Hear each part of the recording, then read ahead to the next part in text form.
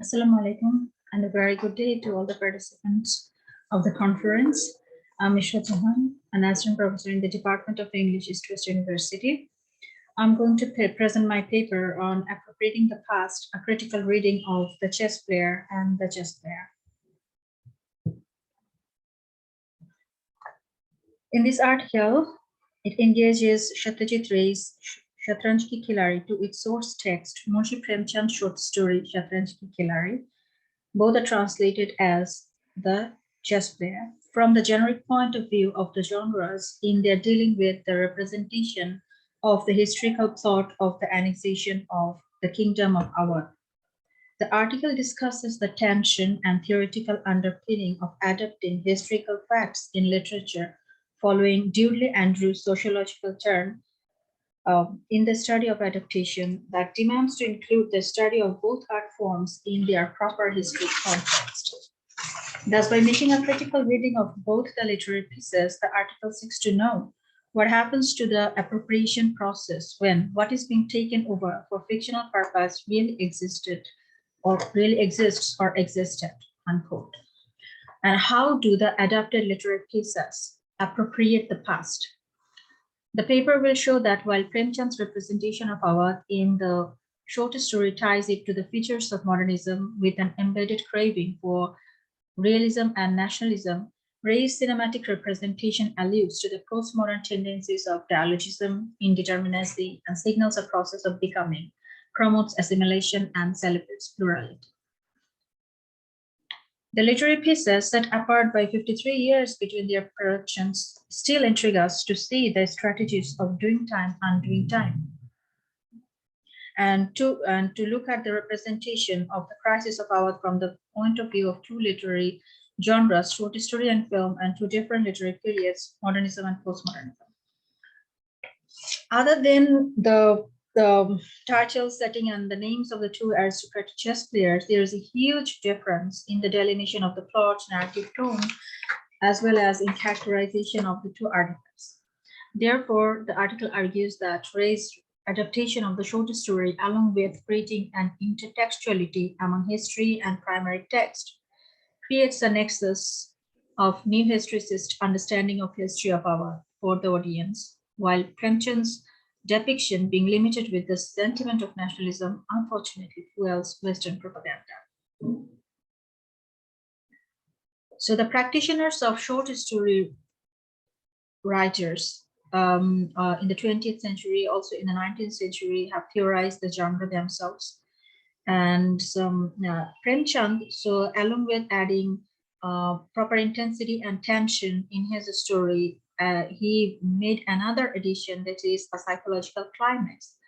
As he says in Premchand Ki Afsana Nagari, my stories are usually based on some observations or personal experience. I try to introduce some dramatic elements in them.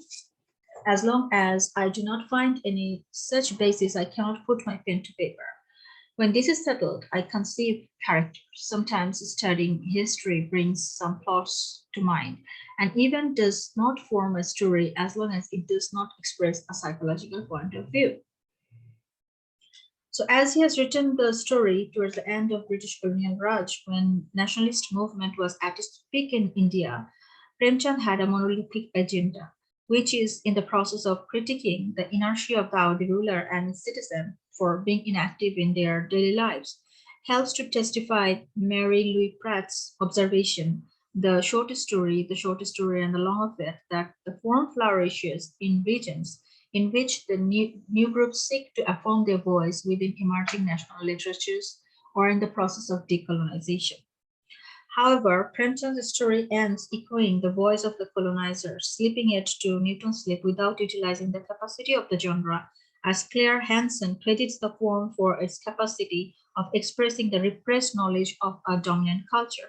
Since, quote, the short story thrives in societies with no fixed cultural framework, especially in colonial contexts, and is linked to marginal people, women, or outsiders, all of whom are plagued by a sense of exile and existential isolation. Nonetheless, the short story, unlike the novel, does not attempt to embrace the whole experience of its complex fabric of casual processes or elaborate temporal durations. Instead, it presents slices or snapshots of reality, and that can pose a threat to the representation of such a sensitive historical plot of annexation of a king, and there is a risk of biasness if not dealt carefully. Hence, learning our history by knowing Lucknow during Wazid Ali Shah's rule can be very limited. Premchand's short story he presents the king in a very derogatory way. So when he says Nawab Wazid Ali had been dethroned and the army was taking him away as a prisoner, there was no turmoil in the city. No brave soldier of his spilled even a single drop of blood. And skipping few lines, and it was not kind of non-violence which delights angels. It was a kind of cowardice and impotence at which God shed tears. The Nawab of the vast state of Awadh had been imprisoned, and Lucknow was lost in a slumber, sensual slumber. This was the last stage of political decadence. Whereas Ray's film portrays the political and historical situation of a place like a metaphorical truth, or I would say like symbol with more than one perfect meaning. The chess player invites audience to understand the historical situation of Awadh as Rosenstone finds the contribution of dramatic history film in the overall sense of the past that convey the rich images and visual metaphors they provide us for thinking historically. Ray directed the chess player in independent India when the people of the country were undergoing a critical phase in identity formation, and that was in the process of becoming like a postmodern situation of rising. His film adaptation of The Chess Player can be seen as a deconstruction of Premchand's representation of Awadh. While the central symbol of both the literary works is chess, Premchand has applied it in his story as a conjunctive and closed metaphor of idle time pass, inactiveness by creating a binary between play and work. Ray through the chess playing has given hints to the evolution of the game, paralleling it to the transition of the society of Awadh towards a new beginning, assimilation, and change. So if we look at, from Scott Lash's point of view, so when he differentiated between discourse and figure, to say that the differences between modernism and postmodernism. So he says that it is a process, modernism is a process of differentiation of fact from value, of the ethical from theoretical, is integral to the process of modernization. And if modernism and modernity result from a process of differentiation, this postmodernism result from much more recent process of de-differentiation. And he talks about the priority that modernism gives and through this discourse, and he even talks about this postmodern priority that is the figural, that is the visual representation of anything, as it is the visual postmodernism, so is emphasizing on a visual rather than a literary sensibility. It devalues formalisms and juxtaposes signifiers taken from the banalities of everyday. It contests rationalist and radical and didactic view of culture. It asks not what a cultural text means, but what it does. And Lyotard's subsequent endorsement of the figural signification is an endorsement of cultural de-differentiation, chiefly in the sense that, unlike words or utterances, images signify iconically, that is, through resemblance, and hence are less different from reference than properly linguistic signifiers. So we would like to look at the beginning of each of these work of art to see that how these signifiers differ based on this representation through words and representation through visual images. So Premchand's story begins with these lines that it was the reign of Wazid Ali Shah. Lucknow was steeped in a state of indulgence. Everybody, young and old, rich and poor, was immersed in luxury.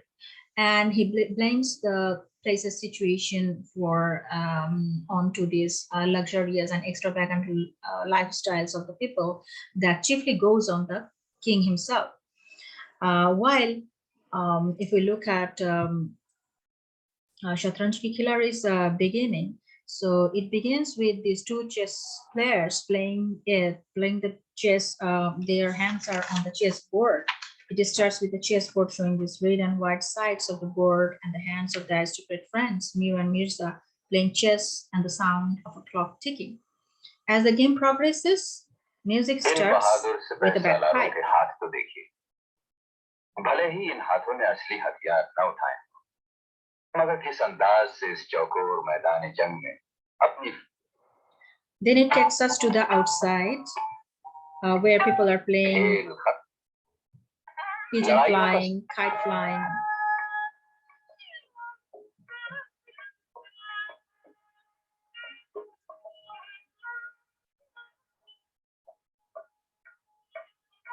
इस तहजीब का एक और पहलू भी था।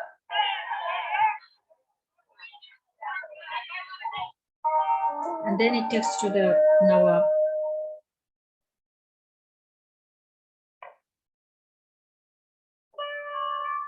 कभी कभार वाजिद अली शाह दरबार भी सजा दिया करते।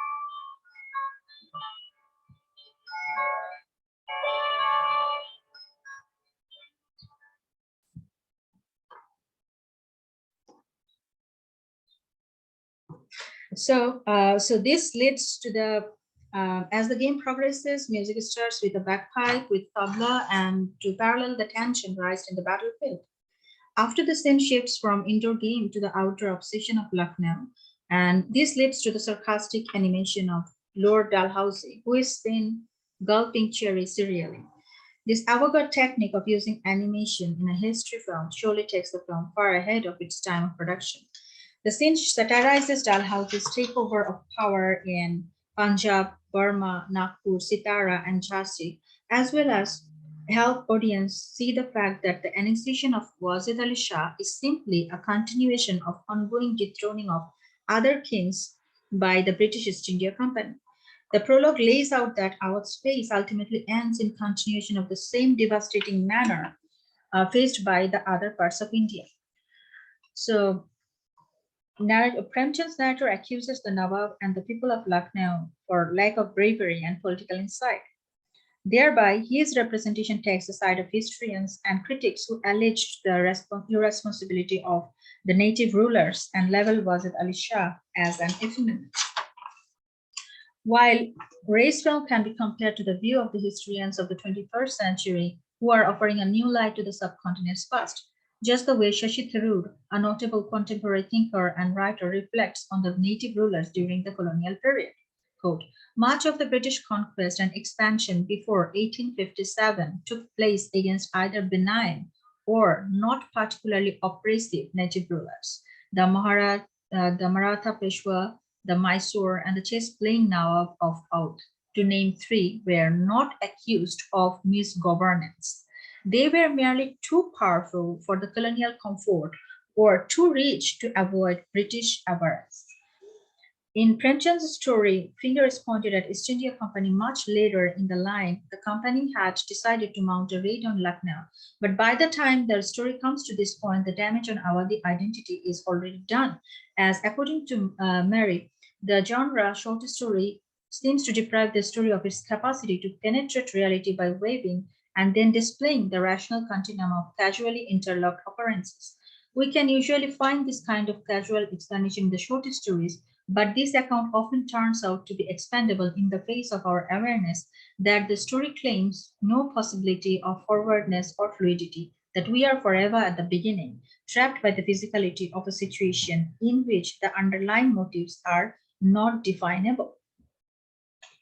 So therefore, Premchand's story finishes also with a very pessimistic note about the where we see that the two chess players are killing each other without saving the king. Instead of saving the king, they indulge themselves in their personal fight and eventually kill each other to save the queen on the chessboard, which is written in these lines that the sentiments of patriotism had died in them, but they did not lack valor.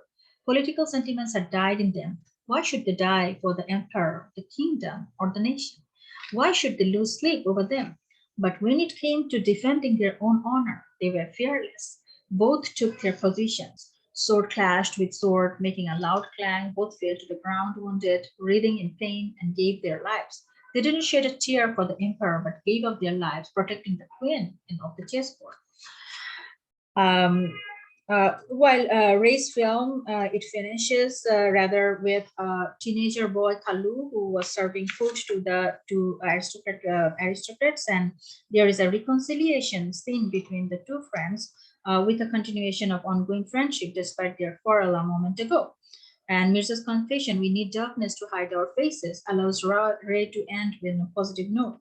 Moreover, they are quick to assimilate to the new culture as they start playing chess in the end, following English rule of playing chess.